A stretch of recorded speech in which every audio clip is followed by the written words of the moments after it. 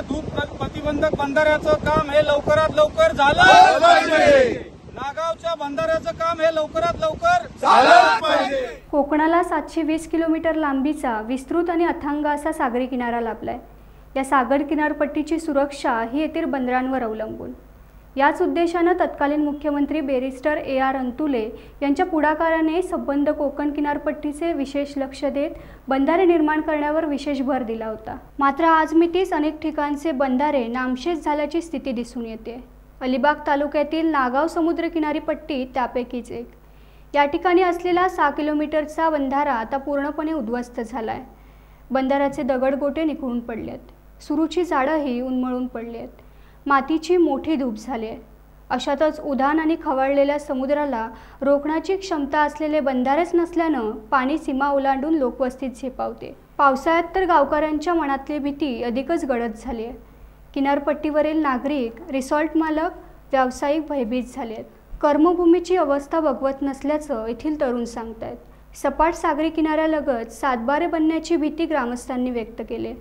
आम्ही या प्रश्नांवर सतत पाठपुरावा करून देखील कोणतेही सरकार, मंत्री आणि प्रशासन लक्ष देत नाही। येथील पिण्याच्या पाण्याचे स्रोत असलेल्या विहिरी धोक्यात आल्या असून भविष्यात बंधारे नष्ट झाले, पर्यटन संपले तर गावकऱ्यांचं जीवन आणि पोट कसं भरणार हा प्रश्न सतावतोय। बॅरिस्टर अंतुलेंच्या कारकिर्दीनंतर कोकणाला वारी कोण असा सवाल किनारपट्टीवरील संतप्त ग्रामस्थांनी उपस्थित केलाय। बंधाऱ्यांमुळे जमिनीची धूप थांबते, सागराचे अतिवेगवान प्रवाहाचे पाणी बंदरांवर धडकून शांत होते।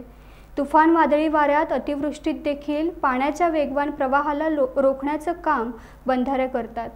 मात्र किनारपट्टीवर बंधाराच नसेल तर जमिनीची धूप होते। सागराचे खारे पाणी सीमा ओलांडून लोकवस्तीत शिरते। येथील पिण्याच्या पाणीसाठ्यात खारं पाणी मिसळून पाणी खारट होते। सुरूची घनदाट वनं उद्ध्वस्त होत आहेत। शिवाय समुद्रकिनाऱ्यावरील हिरवळही नष्ट होते। पर्यावरणाच्या मोठ्या प्रमाणात त्रास होतोय, निसर्ग सौंदर्य देखील लुप्त होते। असं असताना सरकार या महत्त्वपूर्ण समस्येकडे मात्र डोळे झाक करते। त्यामुळे येथील रहिवासी आणि स्थानिकांनी संताप व्यक्त केलाय।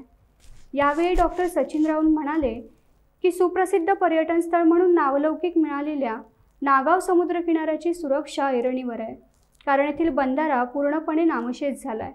सागराच्या वेगवान प्रवाहाने बंधारे उद्ध्वस्त झालेत। 40 ते 50 वर्षापूर्वीची झाडं उन्मळून पडले। रायगड जिल्ह्यातील अनेक समुद्रकिनाऱ्यावरील बंधारे काही अंशी सुस्थितीत आहेत, मात्र नागाव बंधारा मात्र पूर्णतः भुईसपाट झालाय। उधाणाचं पाणी गावात शिरण्याची भीती वाढली आहे। कोणीही या समस्येकडे लक्ष देत नाही।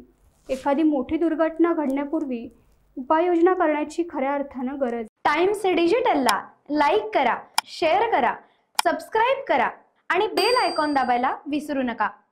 Times digital.